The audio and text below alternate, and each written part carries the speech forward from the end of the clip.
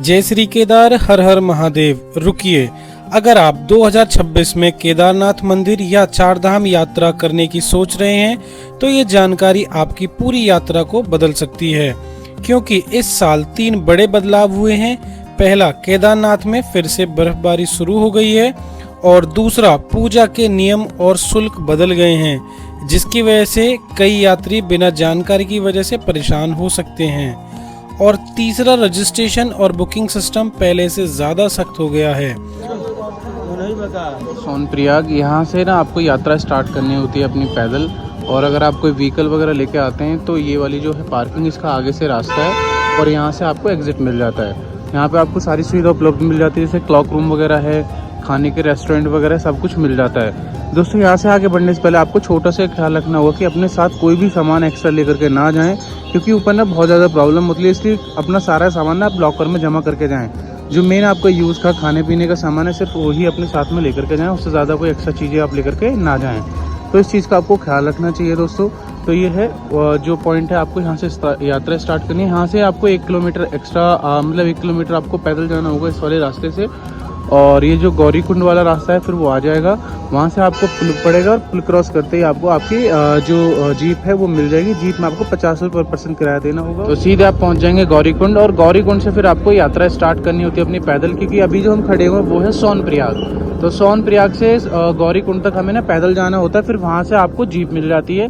Jeep से आप आराम से सोनप्रयाग से और वहाँ पहुँच जाएंगे 50 रुपये पर पर्सन में, और वहाँ से इजीली आप अपनी यात्रा को स्टार्ट कर सकते हैं। क्लॉक रूम अभी अवेलेबल है यहाँ पे रुकने के लिए, होटल, डोरमेट्री वगैरह सारी चीज़ें आपको मिल जाती हैं।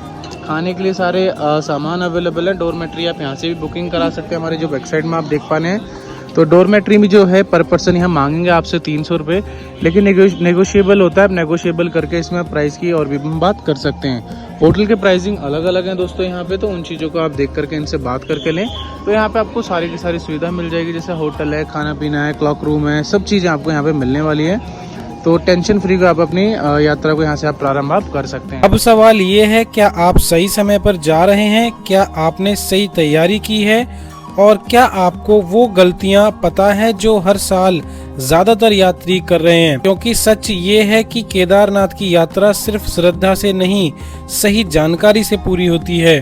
और अगर आपने ये वीडियो अंत तक देख ली तो आपकी यात्रा आसान भी होगी, सुरक्षित भी होगी और यादगार भी बन जाएगी।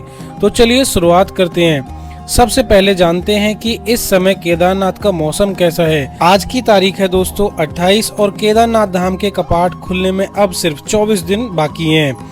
22 अप्रैल को बाबा केदारनाथ के कपाट श्रद्धालु के लिए खोल दिए जाएंगे, यानी अब समय बहुत कम बचा है और तैयारियां आगे तेजी से बढ़ रही हैं। लेकिन इस समय की सबसे बड़ी अपडेट ये है कि पिछले 3 से 4 दिनों से केदारनाथ में लगातार बर्फबारी हो रही है। ऐसा लग रहा था कि मौसम साफ हो जाएगा, लेकिन ऐसा नहीं हुआ। अभी भी लगातार बर्फ गिर रही है। जैसे ही बर्फबारी रुकेगी, काम दोबारा से शुरू हो जाएगा। अब नीचे के इलाकों की बात करें, जैसे कि सोनप्रयाग से लेकर गौरी कुंड तक की, तो इस समय यहाँ पर बर्फबारी नहीं हो रही है, लेकिन वहाँ पे भी महत्वपूर्ण काम जारी है। दोस्तों, और भी कई बदलाव हुए हैं, जैसे कि बद्री और केदारनाथ मंदिर की जो समिति है, उन्होंने गैर सनातनियों के प्रवेश पर रोक लगाने का फैसला दिया है, और दर्शन के लिए हो सकता है कि एफिडेविट की व्यवस्था भी लागू की जाए, यानी कि जो दर्शन के लिए आएंगे यात्री, उन्हें एफिडेविट की भी जरूरत पड़ सकती है दोस्तों। और मंदिर परिसर के भीतर मोबाइल फोन का उपयोग और रील बनाना बिल्कुल पूरी तरीके से प्रतिबंधित कर दिया है। थोड़ा बहुत यहाँ पर शुल्क जो है दोस्तों, उसकी बढ़ोतरी हुई है पूजा की दोस्तों। और यात्री जो भी यहाँ पर आए, उनका अनिवार्य है दोस्तों पंजीकरण। यात्रा के लिए आधार कार्ड से लिंक मोबाइल नंबर के साथ पहले से ही पंजीकरण होना जरूरी है, तभी आप यहाँ पर दोस्तों दर्शन आप कर सकते हैं। तो इन बदलावों के चलते श्रद्धालुओं की यात्रा से पहले अपनी तैयारी और बजट का ध्यान रखना होगा, कि जब भी आप अपनी यात्रा को शुरू करने जाएं दोस्तों, उससे पहले इन सभी बातों का ध्यान रखना है कि अपनी जो यात्रा पंजीकरण है दोस्तों, उसको जरूर कराएं। यात्रा रजिस्ट्रेशन को दोनों तरीके से आपकी यात्रा रजिस्ट्रेशन हो जाएगी दोस्तों। ऑनलाइन भी करा सकते हैं हम, और ऑफलाइन भी हम इजीली हम करा सकते हैं। ऑफलाइन जो तरीका है वो कुछ दिन पहले कराया जाए दोस्तों, इंस्टेंट अवेलेबल नहीं होता है। तो इसलिए हमेशा ध्यान रखें कि आप जब भी आप 4 धाम की यात्रा की बुकिंग कर रहे हैं, तो अगर चारों धामों की आपको यात्रा करनी है तो वो ऑनलाइन सबसे अच्छा ऑप्शन हो सकता है दोस्तों। जब भी आप यहाँ पर जाएं तो चारों धामों की यात्रा अगर आपको करनी है तो ऑनलाइन ही आप बुकिंग कराएं। वहाँ पर आप वन टाइम में चारों धामों की आप यात्रा को बुक आप कर सकते हैं। इनकी ऑफिशियल वेबसाइट से आप इजीली आप उसे बुक कर सकते हैं। तो कुछ नियम है जो इस साल पूरी तरीके से चेंज कर दिए हैं। यात्रा पर जाने से पहले कुछ चीज़ों को आपको हमेशा ध्यान रखना है दोस्तों। जब भी आप किसी भी मौसम के अंदर यहाँ पर जा रहे हैं, मौसम हमेशा ठंडा रहता है, बरसात कभी भी आ जाती है और यहाँ पर स्नोफॉल वो कभी भी हो जाती है। तो कुछ है जो जरूरी सामान आपको ऊपर लेकर जाने से, जैसे कुछ गर्म कपड़े हैं दोस्तों, हैंड ग्लव्स वगैरह हो जाती हैं। जो शूज़ हैं वो हल्के वजन के हो जब आप ऊपर की तरफ जाएं। बैग जो हो आपका पीठ पर दोस्तों, उसमें सामान कम हो, हल्का ही सामान हो, क्योंकि वजन जो होता है वो बहुत महत्वपूर्ण होता है। तो अगर बैग में वजन ज़्यादा है तो उसे सोनप्रयाग में यानी कि यात्रा से पहले ही लॉकर रूम में आप जमा करा कर गए। यहाँ पर चौक पर आपको सारी चीज़ों की सुविधा वो भी मिल जाती है।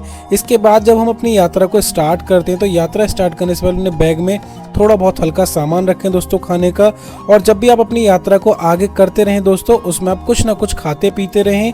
और जहां कहीं भी आपको तबीयत की कोई दिक्कत लगे वहां पर आप अपनी हेल्थ को चेक जरूर कराएं। ये थोड़े से नियम बदलाव हुए जिनका आप ध्यान रखें, जिसमें आपकी जो यात्रा है वो इजीली हो जाएगी। यानी कि इस साल यात्रा से पहले अपना फर्स्ट यात्रा रजिस्ट्रेशन कराना ज़रूरी है और उसका स्क्रीनशॉट अपने फ़ोन में ले लें या उस PDF का प्रिंट आउट लेकर के अपने साथ में रखें, क्योंकि इस साल वहाँ की सिक्योरिटी हर जगह चेक पोस्ट पर आपको चेकिंग करने वाली है। तो इन चीज़ों का आपको ध्यान रखना है। हो सकता है कि QR कोड आपको पहले से ही निकलवा के रखना पड़े कि यात्रा से टोकन पहले, यानी कि लास्ट ईयर जैसे टोकन की सुविधा थी वैसे ही इस साल भी रहने वाली है। तो यात्रा करने से पहले आपको अपने यात्रा टोकन भी अपने साथ में रखना है दोस्तों।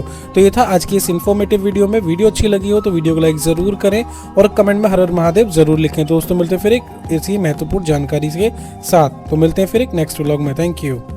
ये है दोस्तों यहाँ पे खच्चर पड़ाव। यहाँ से आगे आपको खच्चर वगैरह नहीं मिलेंगे। अगर आप खच्चर से आते हैं तो आपको यहीं पर उतरना पड़ेगा। यहाँ से बेस कैंप जो है वो 1 किलोमीटर दूर रह जाता है और मंदिर जो रह जाता है वो 1.5 से 2 किलोमीटर दूर रह जाता है। तो यहाँ से आगे हमें पैदल यात्रा करनी होती है।